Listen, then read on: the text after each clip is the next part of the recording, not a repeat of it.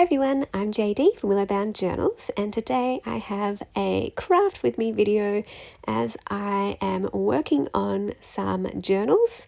So these are two covers that I made with some scrapbook paper with an Aussie theme. So I thought I would make a couple of Aussie themed botanical floral journals. So this one we've got the lovely wattle with the beautiful yellow or golden flowers, and then this one has the red flowers. I don't actually know what the name of that flower is. If you do, feel free to let us know in the comments.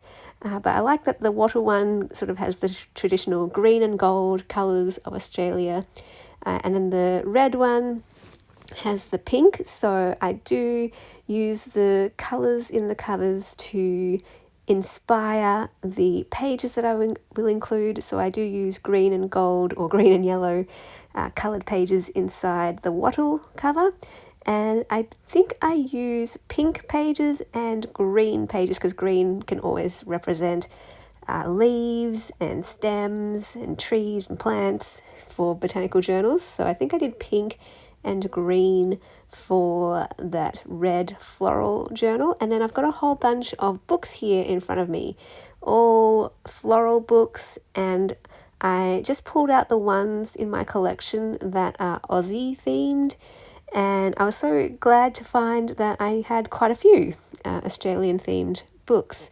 So there's this one here, which is a colouring book, but I love that one side has a coloured illustration and then the other side has the black and white version. And I'm just trying to put the covers in front of me so I can see them and sort of match the pages or the illustrations to each cover. So what I'm doing is I'm looking for some yellow themed pages to go in the wattle journal and some red or pink coloured flowers, pages with pink or red flowers to go into the red floral cover. So I'm just going through this colouring book, and I'm not pulling out every yellow image. I'm trying to look for ones that sort of match the cover in theme. So I felt like that yellow page beforehand, it didn't really match the wattle, so I'm looking for more traditionally Aussie looking flowers perhaps, or just something in the shape. Like that one looks a bit more wattly to me with the smaller blossoms there. And yeah, so I just kind of look through, try to find all of the yellow and pink pages or red pages, and then from there I narrow it down to the ones that I think look a bit more Australian or recognisably Australian, or ones that really match the cover. So especially in the red journal, I was wanting to look for Banksia or bottle brush type flowers, because I thought that is like the wattle and the Banksia to me seem like really traditional, iconic, recognisable Australian flowers. This one, I have an Australian bird book, so I thought I would put in some of these pages as well. And again, I'm looking for red coloured birds for the red journal and yellow ones for the yellow journal. Now, part of me wishes that I would just do something more random, like it doesn't matter what colours go in which journal. If it's Australian themed, that's all that really matters. And I thought originally my plan was to just do that. But whenever I make a journal, I tend to really go with a theme, and colour is such an easy theme to work with. And I often find myself, I go into a project thinking, I want to do something more eclectic, something more random, and then I just can't help myself. Time and time again, the cover will tell me, no, you're doing this colour, or no, you're doing this theme. And yeah, I don't know, it just guides me that way. And I don't know, it's just how I work. It's my sort of default way of making journals. And yeah, I still would love to break out a bit more and maybe this year try a few more just completely random journals. I find them to be really fun, where all the different pieces, it's a surprise what you will find. And there might be vintage pieces, there might be more newer pieces, there's all different colors and all different images and themes, and it's just more of like a fun surprise every time you turn the page. So I do want to do that, try that out. But yeah, just my default mode is very much, okay, what's the theme? How do we make it all work together? And I'm very detail oriented and I very much am like, okay, this works with this, and okay, what works with this part here, and yeah, that's what my brain is always thinking about. But anyway, so yeah, I'm just looking for the red and the yellow birds, and there were quite a lot of them in this book. It was a little bit surprising. But yeah, so I could have chosen any of them really. I would have been happy with any of these images. But yeah, I just chose some that had a lot of yellow and some that had a bit of, there weren't as many with the red and the pink theme. There were a lot of yellow birds. But yeah, did my best. And I think what I did is I pulled out 2 pages from each type of book. I didn't necessarily use 2 from each by the end when I arranged all the pages and bound them in. But just to start me off, I'm looking for 2 from each, and that helps the journal for me look cohesive. Again, not that you need a journal to look cohesive. Sometimes it can be more fun for it to just be random and eclectic, but when I make my journals, I tend to do things where there's at least 2 of each type of page, so that way they're scattered throughout the journal and it looks like it all belongs, it all fits. And here I found a yellow floral page with the Banksia or bottle brush type of flower. So yeah, I'm trying to pull out these really Aussie looking flowers. So here, these pages here are great. And I used a seam ripper, I think that's what it's called, to just undo those threads so that I could keep these pages as a double page spread, and that way you can bind it into the journal so that the words are going the right way up.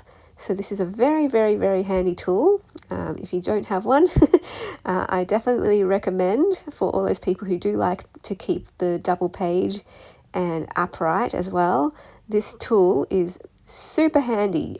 You do have to look for books that have stitching with the pages stitched in to be able to do this.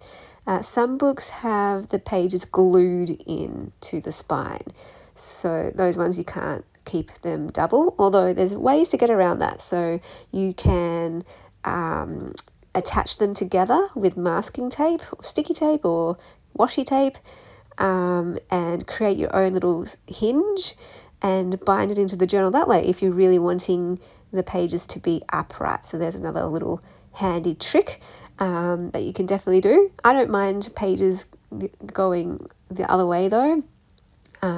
It's the junk journal style, having pages in all different directions, orientations, different sizes, different textures.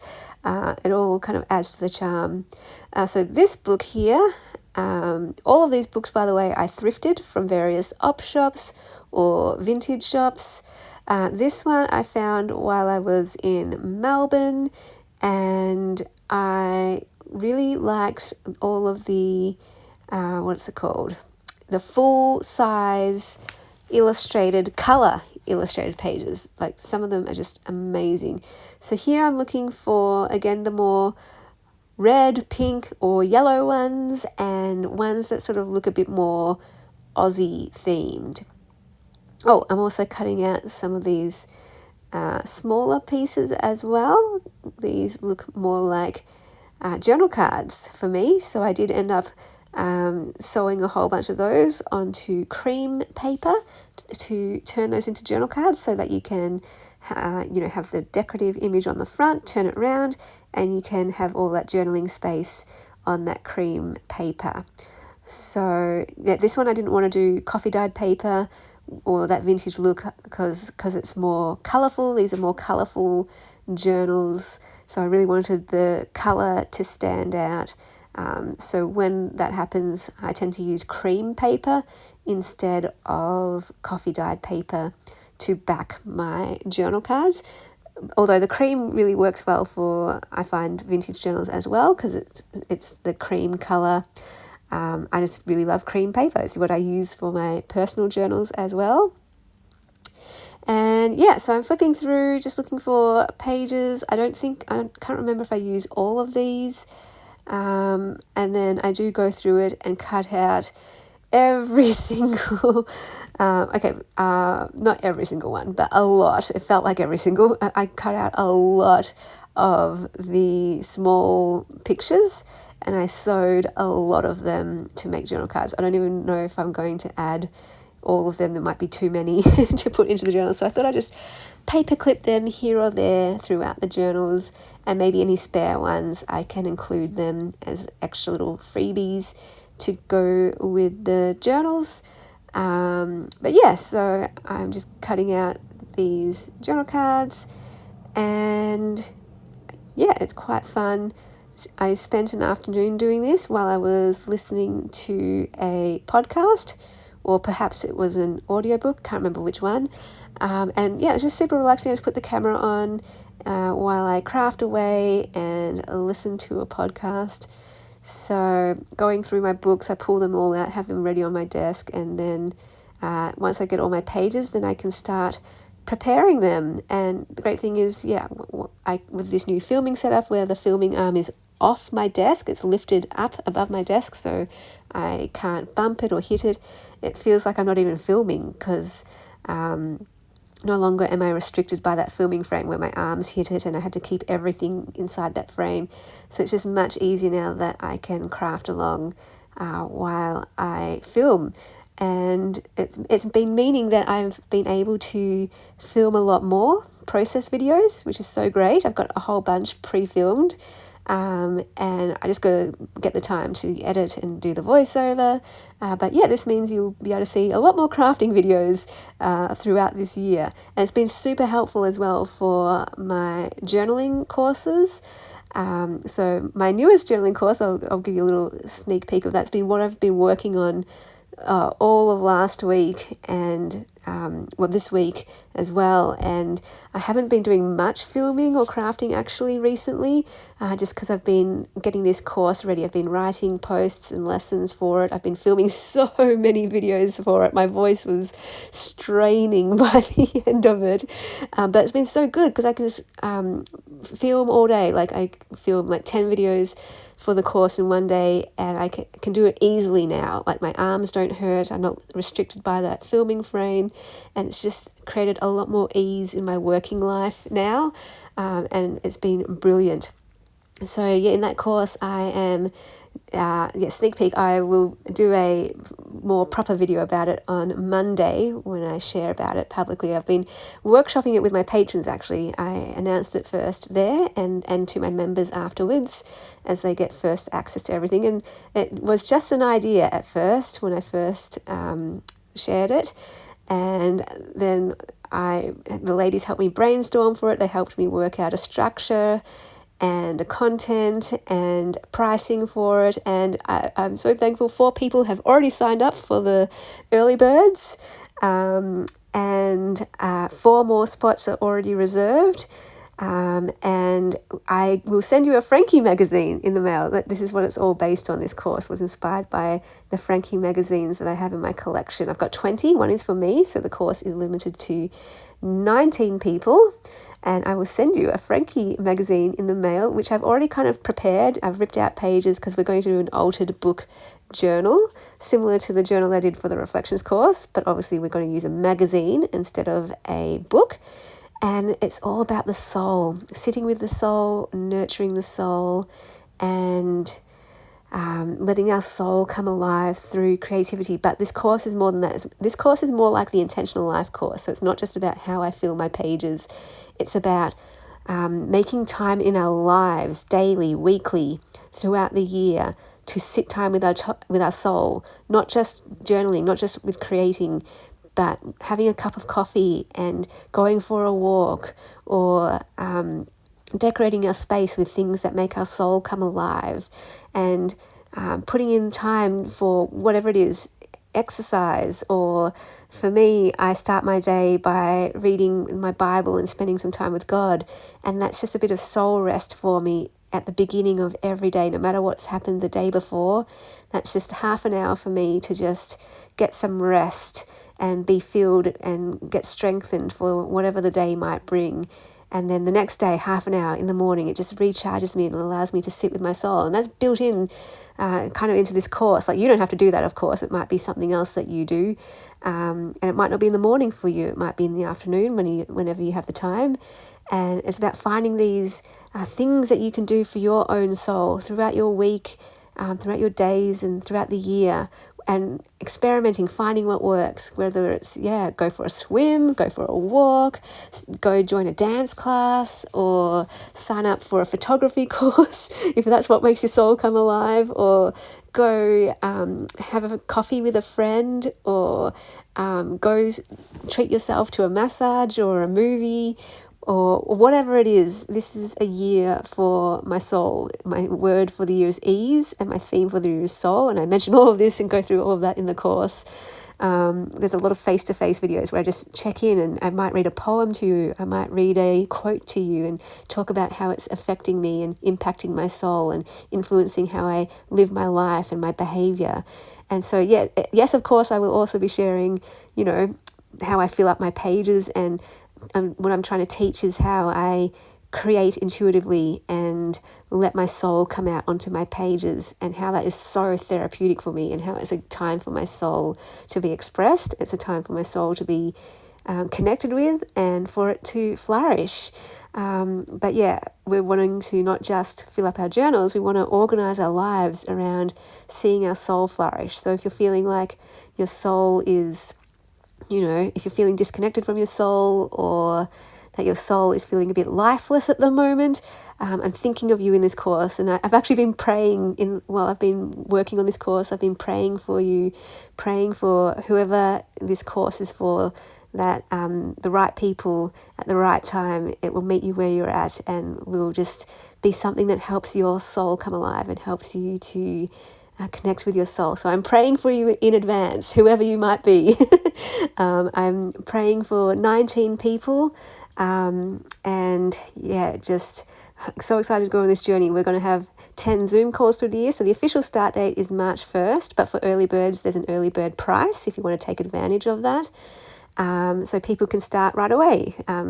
I had it launched officially for the early birds, my patrons, yesterday. So I thought I'd give them a weekend just to settle in, and then on Monday I will announce it officially publicly on my channel. So I think that's just not been on my brain. So I just wanted to share a bit about that here, and if anyone's interested, give you a bit of a sneak peek. And feel free if you want to email me and reserve your spot or sign up as an early bird. Feel free to email me. Just, you got to let me know your country, that's all, so that I can figure out postage to your country, because postage to various countries will vary, with me sending you a Frankie magazine, and it's by weight and everything. So I've got to go Google that and check that out once I know what country you're from. And then, if you send me your address, then I can send you that magazine. And you can get started with the course straight away, because there's a whole bunch of different sections that you can do without the magazine first. Just things about like setting up our supplies, gathering our supplies, making supplies. We're going to make supplies as well, which is really fun, a new addition. We're going to make our own washi tape. We're going to make our own swatches and making pages, and add a bit of drawing in there. Don't worry, don't be intimidated by that. I will lead you through it all. We're going to do tape transfers and tiny words, and there's a whole section on making our own supplies, and I will share about the whole philosophy behind that and why we're doing that in that section. So there's all these things to prepare first. It goes for 10 months, so starts in March. There's a Zoom call each month. If you can't make it, or if you're a little shy, there will be a replay. And my first time offering a one-on-one session. So for an hour, you have my full attention, and you can ask me any questions, and We can just get to know each other. If you just want to chat and hang out, we could do that too. Or you can brainstorm with me, workshop any ideas or dreams you have, whatever you want. It's your time for that one-on-one session. So yeah, I'm really excited about that because I really want to journey with you and, actually go on this soul journey together as we do deep soul work together and have this community, this creative community of friends, creating together, having fun creating together, but also having this really deep, meaningful time together, as all my courses are not just about creativity, but about self-discovery and self-growth and self-connection. So yeah, that's what I've been working on. And my journals, I have a few in the works, like these two here that I'm working on. I just got to add the journal cards to them. And I've also got 14 faith journals that I've been working on. But it's been a slow process these last couple of weeks.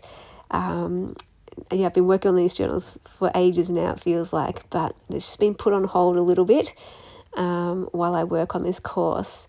I'm hoping that as well, announcing it on Monday, it gives people 2 weeks to think about it, maybe pray about it, see if their heart is led to do this course, and give them time to budget and save for the course if they need to, or you can jump right in if you want to take advantage of that early bird price, like I said.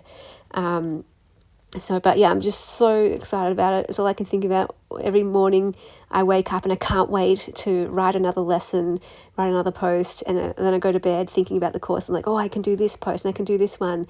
And I keep adding different things. Like the most recent post that I added was just one titled Inspiration, and I put all the links to my favourite artists and junk journalists who inspire me, and I want to keep that going throughout the year and just add more and more links to things that are inspiring me throughout the year, because these are things that feed my soul. These are people who feed my soul, so I want to share that with you, and hopefully other people doing the course can leave in the comments what's inspiring them too. And that's what I mean by community. It's not just, hopefully not just me sharing what I'm learning and how I'm creating and how I'm getting inspired, but you guys can share all of these things too, and then that just feeds on each other. So maybe you'll introduce us to an amazing artist that you love, or a song that's just really making your soul come alive, or a poem or a movie or a book that's just speaking to your soul and resonating with you. Like, that's what I'm going to do. I'm going to talk about books and movies and songs and poems and anything